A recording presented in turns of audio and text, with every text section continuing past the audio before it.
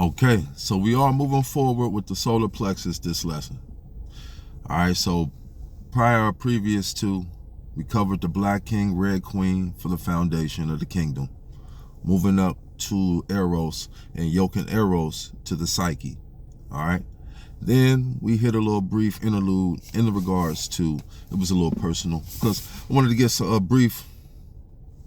some extra time to go a little bit further in depth because this part is important. And so in begins the polarity between the sacral and the solar plexus, which is important. The bridge there that must be built is high self-esteem. And that is through genuine and authentic connection to who you are. But with the high self-esteem, I'm going to say it like this. It has been said that, and many people have heard, fear is not, or courage is not the lack of fear, but the will to act, while fear is evident. So in that regards, while we're going on to the solar plexus, and why I say it's important to shift from L mode to R mode, when I say we're going on to the solar plexus, when you're in L mode thinking, and it comes to like you pulling up the image of the solar plexus, or you thinking about the usage of the solar plexus, or you thinking about its properties, unless you are using it in L mode and you enjoy visualizing that way, such as if you're a doctor or if you're a surgeon, then L mode doesn't help you to elevate past. This is why, to me personally, why people get stuck here in this particular area of their development, and they continue, as Nas said in his LP, Stillmatic, they in their second childhood, third childhood. It's because that shift from L mode to R mode is important to many people. Some people live linear, live analytical, where if they hear certain terms, they can associate it with the physiological because that is actually what impresses them. And believe it or not, that's a good amount of the population that would balance out correspondence, wouldn't it? As above, so below, as within, so without, and that would be polarity. So as many people who think that our thinking is incorrect, it suits half the people. And it's when we talk about gender, men and women, masculine, feminine, men and women incorrectly get it wrong, because there are some linear minded L mode women as well, almost as much as men, who these are the ones who they make the biographies about, who they haven't given enough credit to in history, but they solve these mathematical equations or these scientific theorems and theories and stuff like that. Oftentimes it's through L mode.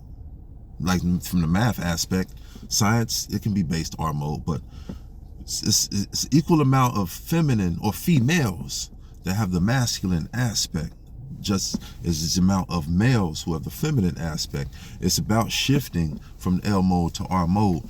Now, when you get to that regard, from the shift to L mode to R mode, why that's entirely important is because now you're talking about conscious and subconscious. So, and forgive me because I'm gonna flip back through my notes so I can keep track and keep pace. When we're gonna decode the levels, all right? So when we've already decoded the angelic, infernal as correspondence and their polarities and rhythm, that's based off between us. But remember, there's three minds associated as then you have the.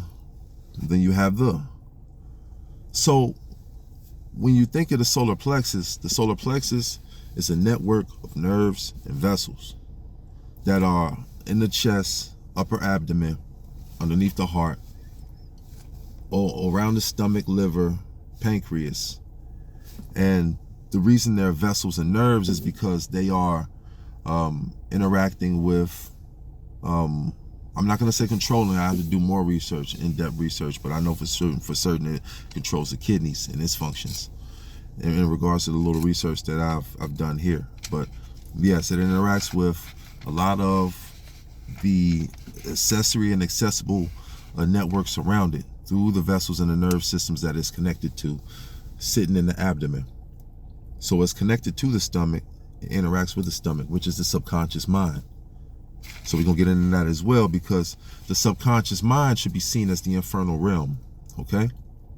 And this is why, and I'm going to say this is a problem to me, where some people, when trying to manifest, instead of manifesting things, that's a problem too, but when trying to manifest, when people say the mind, and they say subconscious mind, people come back here, but they're alluding to not only the back of the mind, but you got to flip it too, because they're alluding to the stomach.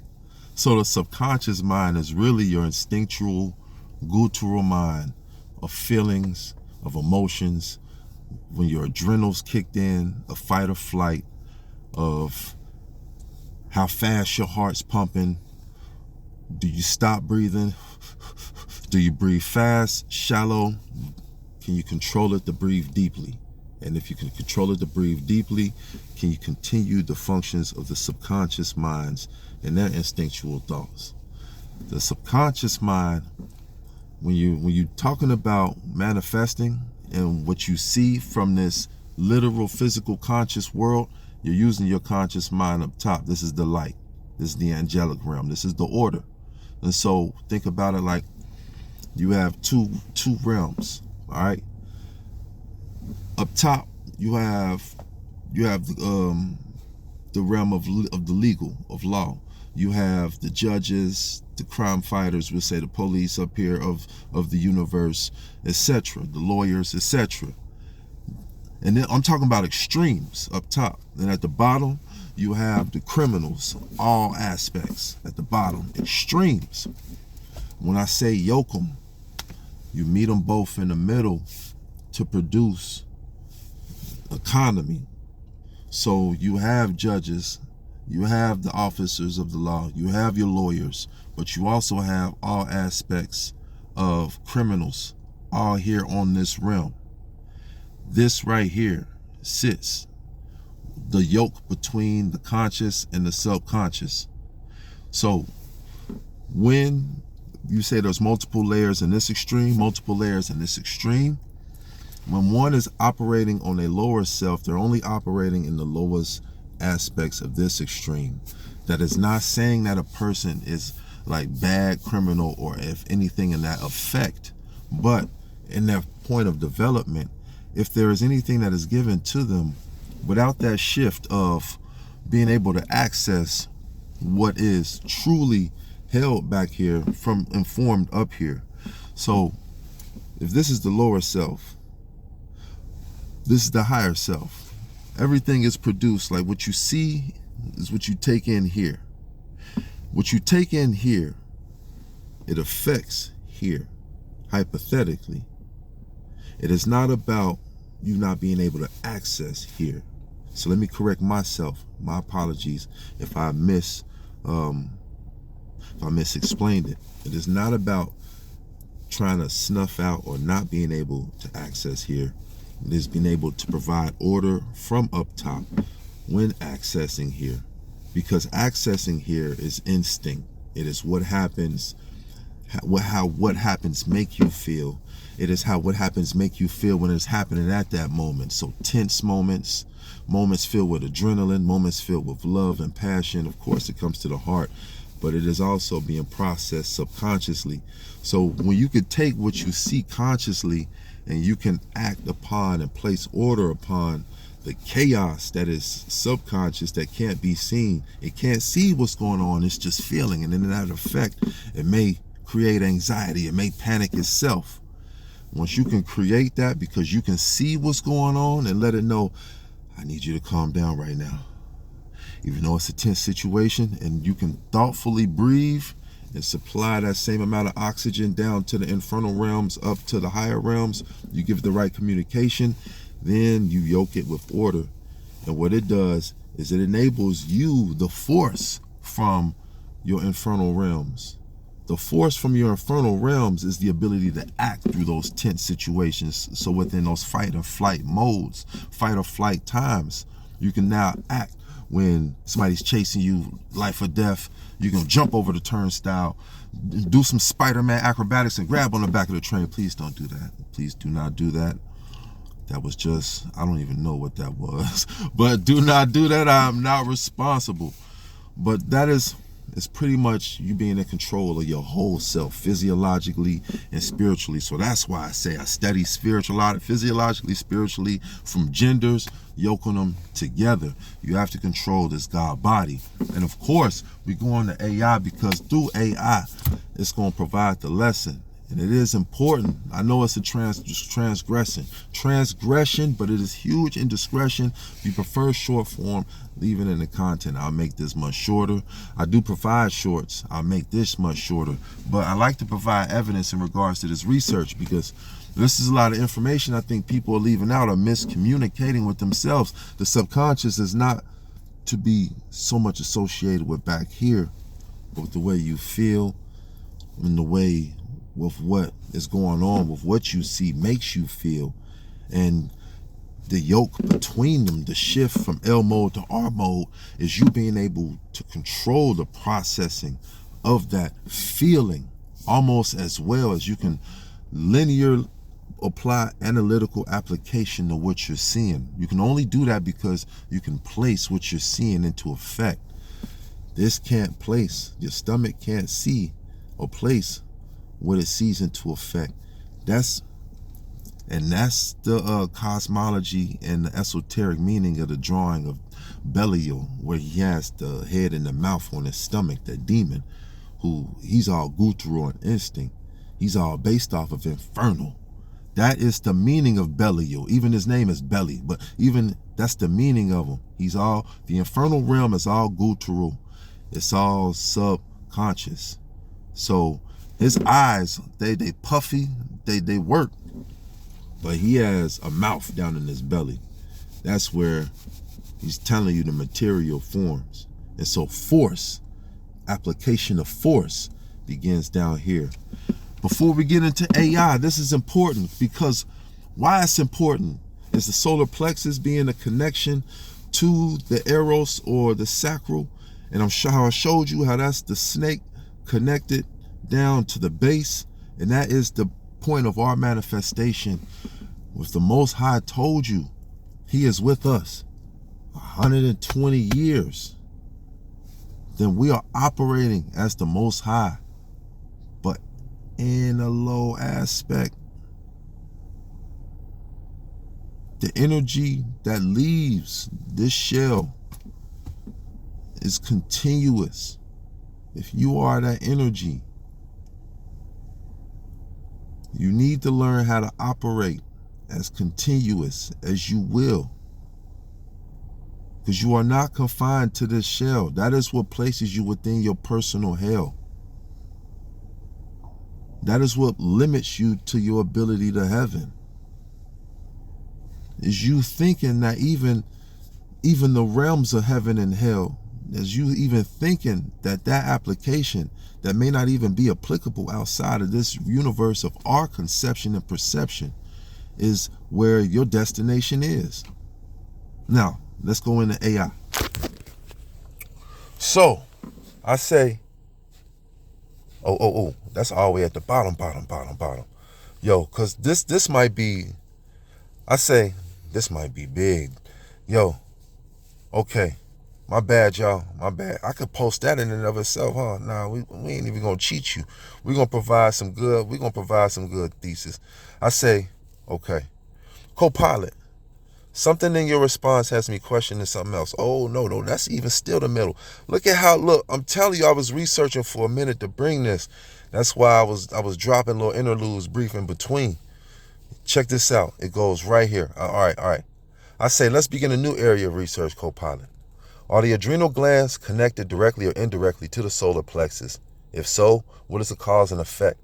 You know, that's law 6. And polarity, law 4, of their connection. Yeah, in short version, yes, they are connected, but indirectly. So we're going to find out how they're connected indirectly. And what is the solar plexus? Medically, the solar plexus is not a gland, but a dense network of nerves in the upper abdomen. It regulates major organs involved in digestion, metabolism, and stress response. Sits near the stomach, liver, pancreas, and kidneys. Energetically, the Manipura chakra. And it governs personal power, will, metabolic fire, identity, and autonomy. And it is linked with the pancreas and outer adrenal glands, the outer adrenal glands. The physiological role of the adrenal glands, they have 2 layers. The cortex, it produces cortisol, sex hormone precursors, aldosterone, and then the medulla produces adrenaline and non-adrenaline. These hormones directly influence metabolism, blood sugar, digestion, energy metabolism, stress response. All of these functions are functions governed by the solar plexus. How they connect indirectly but powerfully. Autonomic connection, the adrenal glands are wired into the solar plexus network through the autonomic nervous system. The solar plexus regulates organs, including the kidneys and adrenal glands. They are functionally intertwined. Now we're going to get down in regards to the importance. We're going to get down to the importance of L mode into R mode. I'm going to do the cause and effect. If you guys want to do the cause and effect, we'll do that later. But this is important. Co-pilot. Something in your response has me questioning something else. If the solar plexus has such commands as internal processor, gut intuition, internal processing, emotional sensitivity, is the subconscious mind really found below in the gut rather than the brain, utilizing correspondence? It says the intuition you're following is one of the oldest and most important in esoteric physiology. The mind is not confined to the skull. Your question goes straight to the heart of the law of correspondence and the deeper architecture of consciousness. A major dimension of the subconscious is located in the gut, not the brain. Not instead of the brain, but as a parallel, older, and more primal mind that operates below. Conscious awareness. This is true in 3 overlapping domains: physiology, psychology, and esoteric autonomy. And all 3 converge in the solar plexus. All 3 converge, yoke. All 3 of them yoke in the solar plexus. It is important when you think of yourself and your esteem, when they say go back to being that inner child from time to time, you don't have to tell anybody, but it's important. Like, if you have them opportunities, if Superman was your dude and you've been working out in the gym and you're looking at your physique in the gym, picture that cape flapping. Picture that his thick ass chin with his butt, thick ass jawline with his butt chin pause, and the cape flapping when you pose. Picture all of that. If you acrobatic, picture who you emulated growing up as a kid when you're doing your stunts and them landing everything effortlessly. That aspect of genuineness, being able to shift from L mode to R mode, is what gives you, instead of you thinking about it analytically, of this point I need to begin at this point, and I need to hit this trajectory at this degree, and I need to land at this angle so I can get this score. That defeats everything. Being able to shift even when you're thinking about yourself. So you don't think about yourself as Clark Kent. When Clark Kent threw it on the glass, I love it at the end of Kill Bill, when he had that explanation in regards to before him and Beatrix had their fight. He said, why I like Superman over Spider-Man, which I like Spider-Man over Superman. But he said why I like Superman over Spider-Man was, he said, and I love this, he said Spider-Man put on the costume. He was Peter Parker. He said Superman was Superman. His costume of who he thought of us on Earth was Clark Kent. Remember, Superman came from the sun. Oh, Superman get his powers from the sun, solar plexus. He's soaking up self-esteem. He says Superman put on his costume of Clark Kent, of what humans think of themselves. He put on his glasses. He belittled himself. But when he became himself, he became Superman. That's huge. when you shift from L mode to R mode, become Superman. Every day we're Clark Kent. Become Superman. I'm gonna just leave it at that, because I can go back in with this AI, but hey, yo, man, do your own AI research. The subconscious mind is the gut. I'm gonna say it like this. And one last analogy. This is where scary movies teach you a lesson. Nightmare on Elm Street, the first one, when Nancy went in her dreams and pulled the hat out Freddy's head, pulled it out her dreams. Your subconscious mind being the gut is how you interact with the dream state or the astral realm. That is how you yoke. That is how you see everything you see and perceive, is everything that you transmit and everything how it makes you feel. Your yoke between them is your solar plexus. So when you're operating within, or when you're operating with how you feel on that realm, when you go out of operating conscious, when you're operating unconscious, and the realm you're operating with is all feelings and emotions based off of what you saw and how it made you feel, the connection is the solar plexus. Peace.